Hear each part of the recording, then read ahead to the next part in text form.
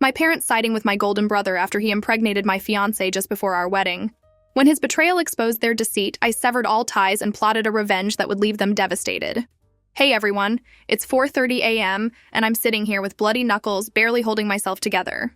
Hey everyone, I need to write this down while I process this complete disaster of a situation.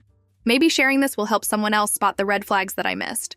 Let me give you some background. I have an adopted brother. I'll call him Marcus. Since the day my parents brought him home when I was 4 years old, he's been the golden child of our family. It was like they built their entire world around this kid while I became an afterthought in their lives. I felt like a backup quarterback who never gets to play a single game. Looking back, maybe it was overcompensation on my parents' part.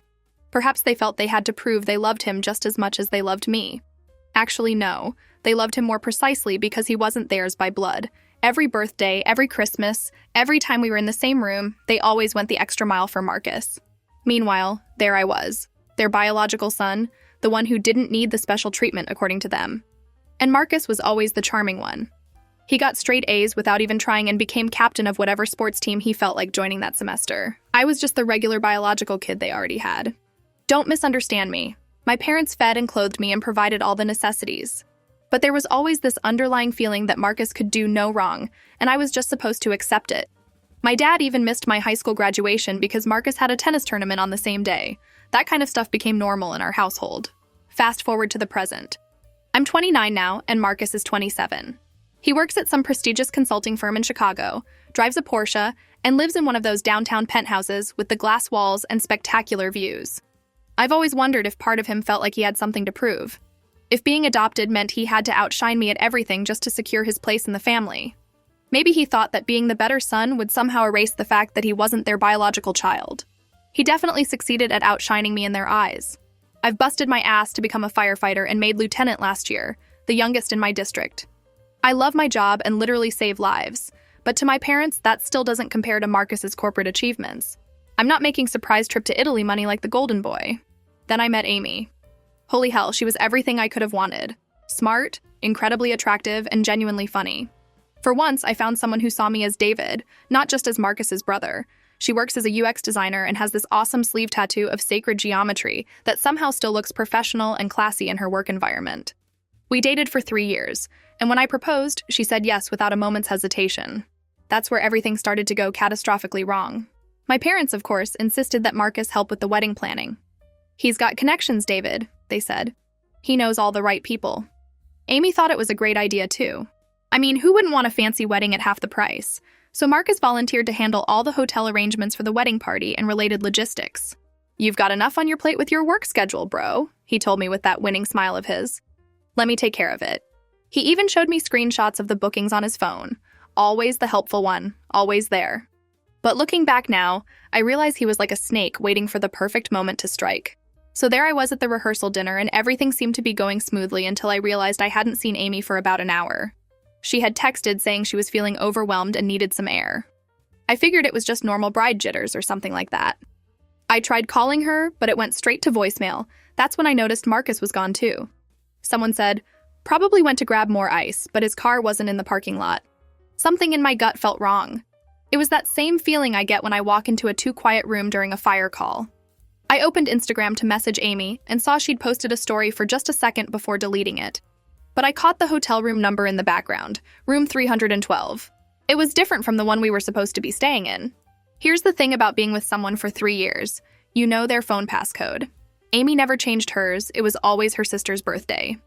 I checked her recent texts with Marcus.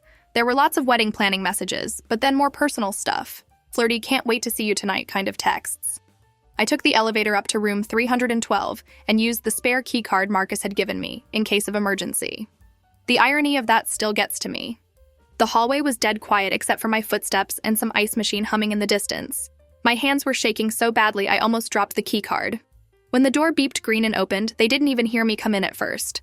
I didn't yell or slam the door. I just stood there, taking it all in, my mind racing about what I should do at this shitty moment. The first thing that came to mind was to take pictures on my phone. Evidence. That's when Marcus noticed me. This fucker didn't jump or try to cover up. He just smirked. He actually had the audacity to smirk at me. She was never yours to begin with, he said, reaching for his phone. Want to see the messages? How long this has been going on? How she comes to me every time you're working those 24-hour shifts? Amy was crying, seemingly doing it involuntarily. "David, please," she pleaded. "I can explain, it's not what—" Her voice trailed off because there was no explanation that could justify what I was seeing. I exhaled slowly, rolling my shoulders back. That was the moment he sealed his fate. It wasn't when he took her from me, because looking at Amy now, I realized she wasn't even worth stealing. It wasn't when he crawled into bed with my fiancé, or when he spent years leeching off everything that should have been mine, acting like he was entitled to it. It was right then, when he thought he had won, when he decided to gloat. I smiled, a cold, knowing smile, the kind that says you're about to regret everything. "Yeah," I said, stepping forward, "and you were never built to keep it." Then I swung. I caught him with a right hook that connected solidly with his jaw. He stumbled backward, surprised that his usually calm brother had finally snapped. We crashed into the hotel desk, knocking over lamps and the TV. Amy was screaming for us to stop, but I was beyond listening. Marcus got in a couple of shots, but he didn't stand a chance against someone who carries people out of burning buildings for a living. I tackled him into the bathroom door, splintering it. "You take everything," I barked, driving my fist into his smug face again. "And for what? Her?" I let out a sharp laugh, shoving him back like the worthless parasite he was. "You didn't steal anything, Marcus. You just took out my trash." He staggered, barely staying on his feet, finally realizing he was never built to go toe-to-toe with a man who actually earned what he had. Hotel security finally pulled us apart. My knuckles were bleeding, and Marcus's eye was already swelling shut, his lips split and bleeding. As they dragged me out, I looked at Amy, who was clutching the sheets around her like they could somehow protect her from the mess she'd made. "Keep the ring," I said, my voice weirdly calm. "It's fake anyway." It wasn't fake, but watching her face fall was worth the lie. I sat in my truck in the hotel parking lot for a long time, just processing everything. I called and canceled the venue, then called my crew chief and asked if I could pick up extra shifts next week, anything to keep busy. After sitting in my truck for about an hour that night, I finally decided to call my parents back, just to let them know the wedding was off. I tried to be simple and direct. But before I could even finish my sentence, my mom cut me off. "Marcus already called us," she said. "How could you, David? Attacking your brother like that? We raised you better." Of course he had called them first. Classic Marcus move, always controlling the narrative. "Did he mention he was fucking my fiancé?" I shouted into the phone. Yeah, not my proudest moment, but I was still seeing red. There was dead silence on the other end. Then my dad spoke. "There must be some misunderstanding. Marcus said Amy came to him upset about having doubts, and he was just comforting her when you barged in and went crazy." Unbelievable. Even with this, they were taking his side. The golden child could do no wrong, even when caught deep in my fiancé. "Yeah, he was comforting her all right," I said bitterly. "With his dick." My mom gasped, and my dad told me I was being vulgar and irrational. He suggested I come over tomorrow when I'd calmed down. I hung up. I sat there gripping my phone so hard my fingers ached. My head was pounding, and my heart was still slamming in my chest, but I wasn't even sure if it was anger anymore. It felt like I was free-falling, like my entire life had just split down the middle, and I had no idea where I was going to land. Amy was gone. The wedding was off. My parents had predictably taken Marcus's side, and Marcus was probably sitting somewhere smug, knowing he'd gotten away with it again. There was one question that was eating at me. How long? How long had this been going on? Was it just some spur-of-the-moment betrayal, or had I been a joke to them for months or even years? Did he always have his sights set on whatever was mine? And then another thought hit me, one that made my stomach turn. Was Amy the first? I ran through every serious relationship I'd ever had, every girl I had ever trusted, and a sick feeling crawled up my spine. Marcus had always been charming, always the center of attention, and I had never thought twice about it. Until now. I needed to know the truth. I scrolled through my contacts and found a number I hadn't used in years, Marcus's ex, Nicole. I hit call before I could talk myself out of it. "Who's this?" she answered warily. "Nicole, it's David," I replied, my voice tense. There was a pause before she responded. "Why are you calling me?" She was straight to the point, which I appreciated at that moment. "I need to ask you something about Marcus," I said, struggling to keep my voice steady. Nicole scoffed on the other end of the line. "No, you really don't." "It's important." I forced the words out, my throat dry from emotion. I need to know. When you two were together, did he ever cheat on you?" That got another sharp laugh from her, but there was no humor in it. "You're calling me out of nowhere after 2 years to ask if Marcus was faithful? I don't know what kind of mess you're in, but I'm not part of it. I have nothing to do with him anymore." "It is your business." My voice came out harsher than I meant it to, but I didn't care at that point. "He was sleeping with Amy." Silence fell between us. When Nicole finally spoke again, her tone was clipped. "That's awful, but it's not my problem." "You were with him for 3 years. I pushed, desperate for answers. You just suddenly broke up, no explanation. Was it because of something like this? Nicole exhaled sharply, like she was trying to hold back something bitter. David, I don't owe you anything. You should have figured out the kind of guy your brother is before he wrecked your life, not after. I'm just trying to understand, I said, the desperation clear in my voice. I need to know if this is who he's always been. There was a long pause, and then flatly she said, "Move on," and hung up. I stared at my phone screen, a wave of anger rolling through me. She knew something, I could feel it, but she wasn't willing to say it. Fine, I didn't need her. I still had a job to do. I shoved my phone in my pocket, turned the key in the ignition, and pulled out of the lot. I decided to go to my parents' house first thing in the morning to show them exactly what their golden child had done. The next morning, as I was about to head out again, my phone rang. It was Nicole. I picked up, bracing myself for another shutdown, but her voice was different this time. "David, I'm sorry about yesterday," she said, her tone gentler than before. I didn't know. I didn't say anything, just waited for her to continue. She took a deep breath before speaking again. "There's something you should know about Marcus. Can we meet?" We agreed to meet at this 24-hour diner I sometimes go to after rough shifts. When I arrived, Nicole looked different than I remembered. She seemed more confident but also kind of nervous, with an underlying tension in her movements. "I wasn't going to say anything," she started, fidgeting with her coffee cup.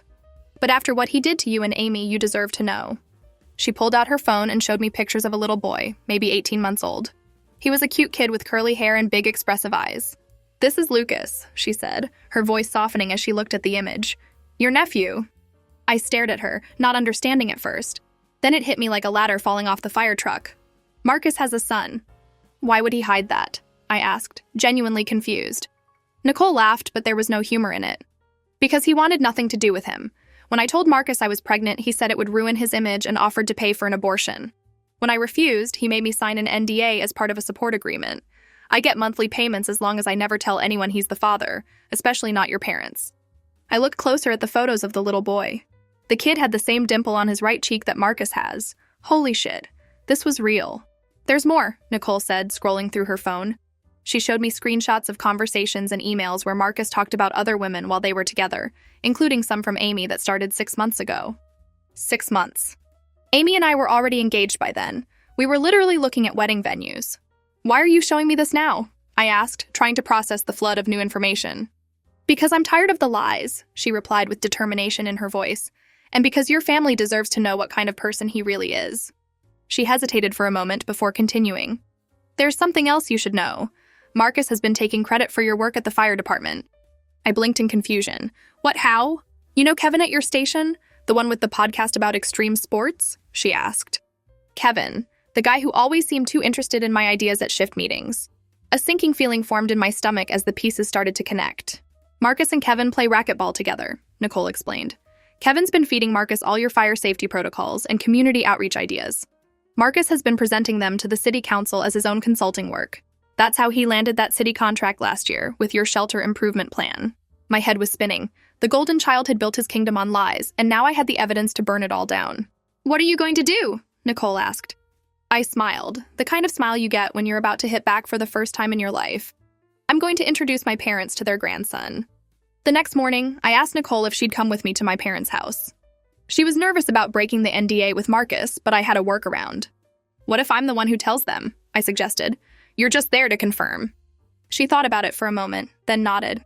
"I think that works."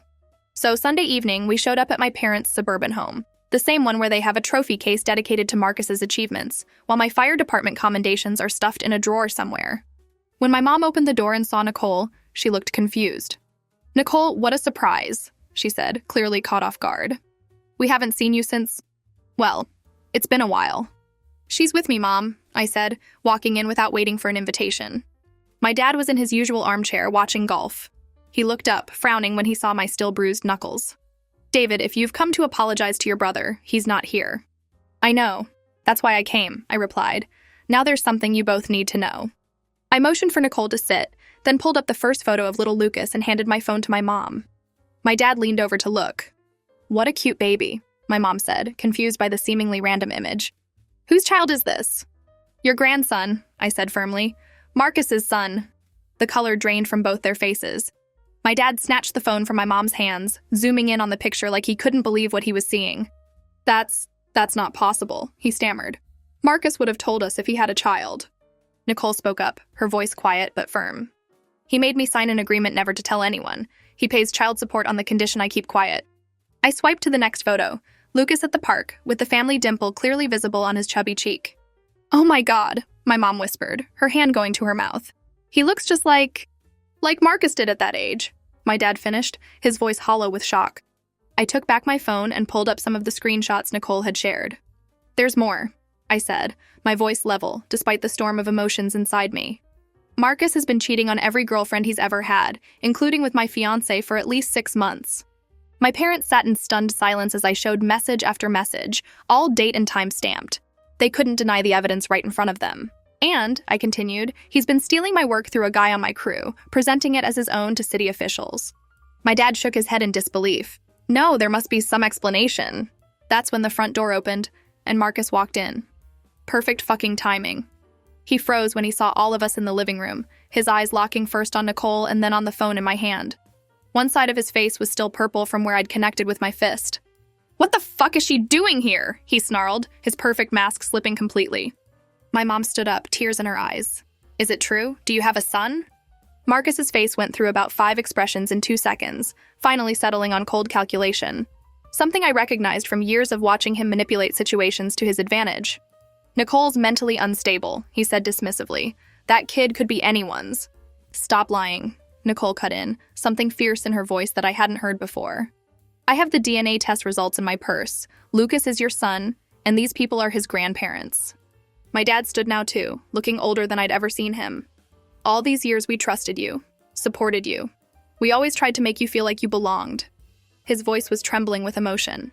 "And this is how you repay us? By lying? By hurting your brother?" Marcus laughed, that condescending laugh I'd heard a million times throughout our lives. "Oh please, poor David, always the victim." He turned toward me with a sneer. "You want to know why Amy came to me? Because she was bored. Because David's just a..." He didn't finish his sentence because my dad did something I'd never seen in my 29 years. He slapped Marcus across the face.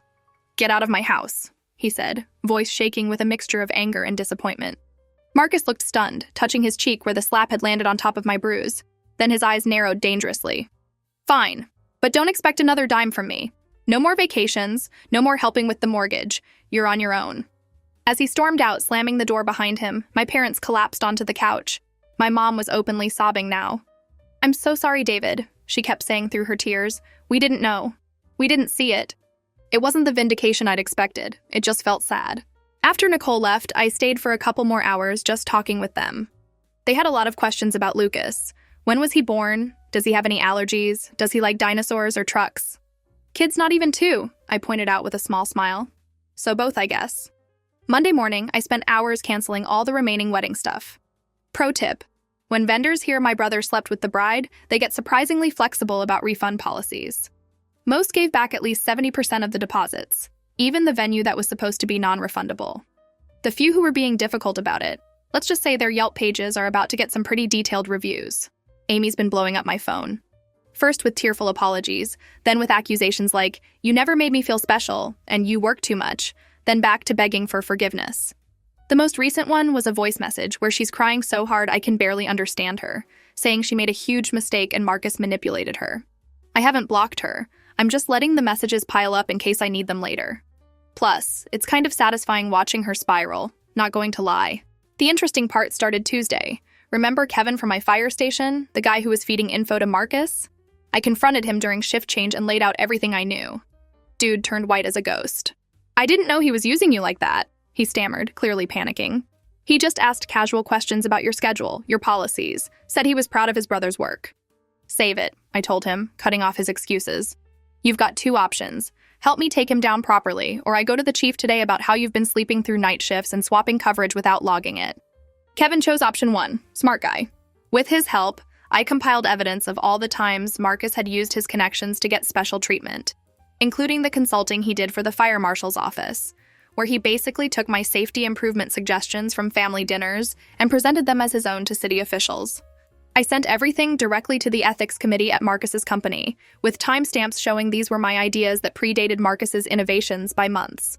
I included a nice little note about how he'd been billing the city for expert consulting on fire safety protocols developed by an actual fucking firefighter. But I didn't stop there. Remember how Marcus was so insistent on handling the hotel arrangements for the wedding? Turns out he put everything on the company card. The premium suites, the champagne, all of it, filed as client entertainment expenses. The corporate fraud cherry on top of the intellectual property theft sundae. Wednesday morning, I got a call from Nicole. She was crying, but happy tears this time. "They called me," she said, her voice full of emotion. "Marcus's parents. They want to meet Lucas." Turns out my mom couldn't wait. She'd asked me for Nicole's number and called her first thing Monday morning. They arranged for a park meetup on Thursday. "I don't think Marcus knows yet," Nicole said. "He hasn't changed the child support deposit or anything." "He will soon," I told her, feeling a grim satisfaction. Sure enough, Wednesday afternoon, my phone blew up with text from Marcus. "What the fuck did you do?" "My boss just called me in for an emergency meeting." "You fucking snake." I didn't respond, just let him stew. Thursday morning, I was on shift when the station TV caught my eye. Local news was showing Marcus's consulting firm. The ticker at the bottom read, "Local consultant suspended amid ethics investigation." My captain saw me staring and clapped me on the shoulder. "Isn't that your brother's firm?" "Yeah," I said, trying not to smile too obviously. "Huh," he said thoughtfully. "World's full of assholes trying to cut corners." Then he narrowed his eyes at me. "You look way too happy about this. This have anything to do with your wedding getting canceled?" I just shrugged. Cap's a smart guy. He figured it out and laughed. "Remind me never to piss you off, Lieutenant." That day, Amy showed up out of nowhere at the station. She looked like hell. Puffy eyes, hair a mess, that whole feel sorry for me look. She had probably practiced it in the mirror before coming. 2 minutes, she begged, her eyes wide and pleading. "Please, David, I made a horrible mistake." I didn't say anything, just turned and walked toward my truck. If she wanted to talk, she could do it where my crew wouldn't have to watch this pathetic display. She trailed after me, desperation evident in every step. "I don't know what I was thinking," she started as soon as we were out of earshot. "Marcus was just so attentive, always there when you were working those 24-hour shifts." 48-hour shifts. I cut in, my voice cold. "If you're going to blame my job for you cheating, at least get the schedule right." She flinched but kept going. "That's not what I meant. I got caught up in the attention. He made me feel special. But it wasn't real. What we had was real." "Too late," I said, my voice flat and emotionless. "You made your choice. Live with it." "Please," she was crying now, her hands shaking like this was some kind of dramatic movie scene. "I'll do anything. We can postpone the wedding, go to counseling." My phone buzzed with a news alert. I checked it and smirked before turning the screen toward her. The headline read, "Investment consultant fired over ethics violations and corporate fraud." The blood drained from her face. "Is that Marcus?" "Yep," I confirmed, not bothering to hide my satisfaction. "Guess his career's over. No more penthouse, no more Porsche. Hope it was worth it." Her mouth opened and closed a few times before she found her words. "But he said it was just a misunderstanding, that they were jealous of his success." I let out a sharp, humorless laugh. "You believe that? The guy who lied about having a kid? The guy who screwed his own brother's fiancée? And you thought he was honest with you?" Her eyes snapped up in confusion. "Wait, what? Marcus has a child?" I pulled out my phone again, scrolled to the picture Nicole sent me, and held it out. A curly-haired toddler smiled at the camera. "Meet Lucas, your ex-fiancé's nephew." She stared at the screen, her face going through about 5 different emotions in 2 seconds. He lied to me." Her phone rang, Marcus's name flashing on the screen. She hesitated, then declined the call, her hands trembling. "What should I do?" I snorted, completely out of patience. "Not my problem." I yanked open my truck door and climbed in. "But if I were you," I glanced at her one last time, "I'd be careful. A guy who's lost everything? He's got nothing left to lose." I didn't wait for a response, just pulled out and left her standing there in the parking lot, looking completely wrecked. I didn't care. This wasn't my mess anymore. As I walked back into the station, I ran into Beth, one of the paramedics I'd known for years. She had this way of making the worst days feel manageable, like she carried an invisible weight for everyone else. "You good?" she asked, glancing at Amy still standing outside looking like some tragic movie heroine. I exhaled deeply. "Yeah, just took out the last piece of trash from my life." She snorted. "About time." Then after a beat, "You ever going to let me buy you a drink? Or are you still on your lone wolf trust no one bullshit?" I blinked in surprise. I hadn't even considered dating again. But the way she said it, like it was just a normal thing, no pressure, felt different from anything I'd experienced before. "Give me a couple weeks," I said, half joking. She smirked. "You've got one." And then she was gone, leaving me standing there, suddenly wondering if moving on didn't have to be so complicated. And as it turned out, Marcus's mess was only getting started. Remember how his company fired him for ethics violations and fraud? Turns out that was just the beginning. The ethics committee didn't just fire him, they reported him to the Financial Regulatory Board. His consultant license is being reviewed, which basically means he's unemployable in his field. The fancy corporate credit card is gone, and apparently he was living pretty much paycheck to paycheck despite the high salary. Lots of debt, minimal savings. The perfect Instagram life was built on financial quicksand. I know all this because my parents have been getting regular updates from him, mostly desperate calls asking for money. They've been keeping me in the loop, which is a new and weird experience. For once, I'm not the last to know family news. Meanwhile, Amy's been on her own downward spiral. She lost her job at the design firm, not because of any scandal, but because she stopped showing up after our wedding was called off. Her roommate, who was supposed to be a bridesmaid, reached out to me last week. Apparently, Amy's been crashing on the couch, crying constantly, and refusing to look for new work, she told me. She keeps saying she's going to fix things with you. I told her to move on, but Amy's not listening. I blocked Amy's number after that. I'm not dealing with that level of delusion. But the real shit hit the fan last night. I was at home watching the hockey game when someone started pounding on my door around 11 p.m. I checked the peephole and nearly fell over. It was Marcus, looking like absolute hell. He had a fresh black eye, his clothes were wrinkled, and he reeked of cheap beer when I opened the door.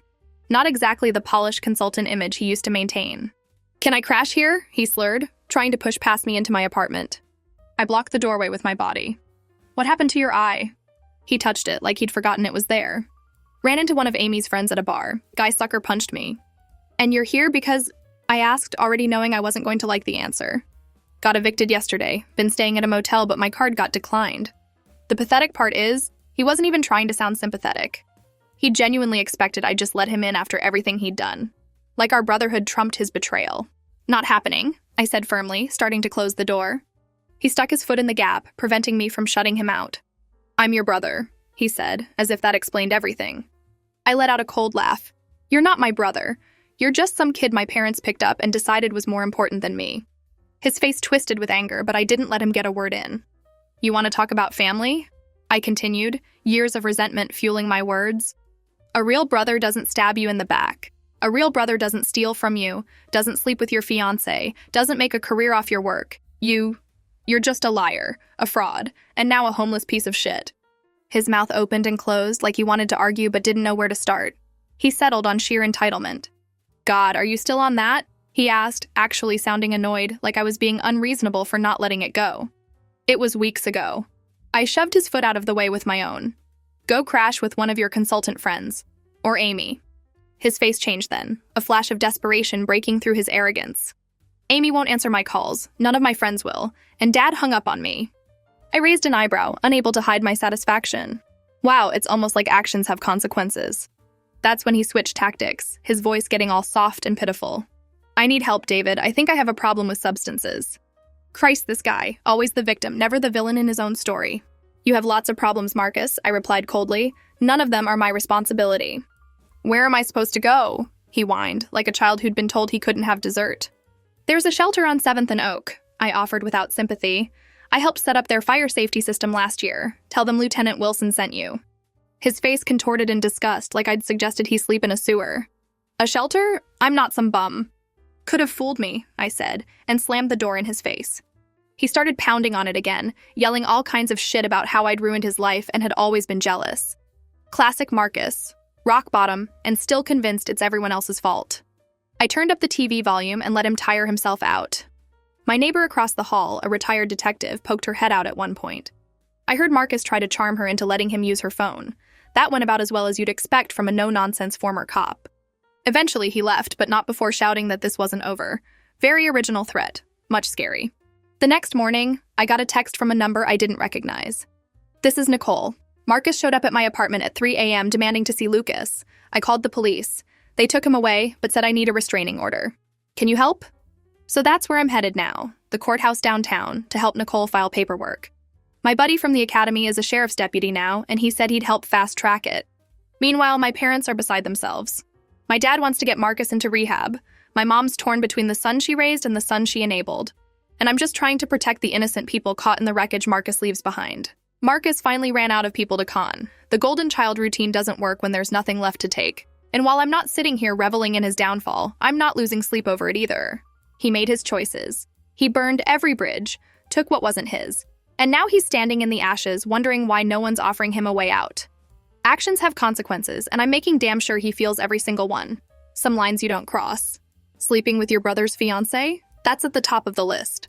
And I'm not going to lie, I felt kind of empty after reading that text from Nicole. This wasn't the triumphant victory I'd imagined. But a few minutes after I put my phone down, another text came in. From Beth. Hey, Lieutenant, your week's up. Still want that drink? I smirked, shaking my head as I typed back. I owe you one, don't I? 3 dots appeared, then disappeared, then reappeared. Finally, damn right, Friday at 7, don't be late.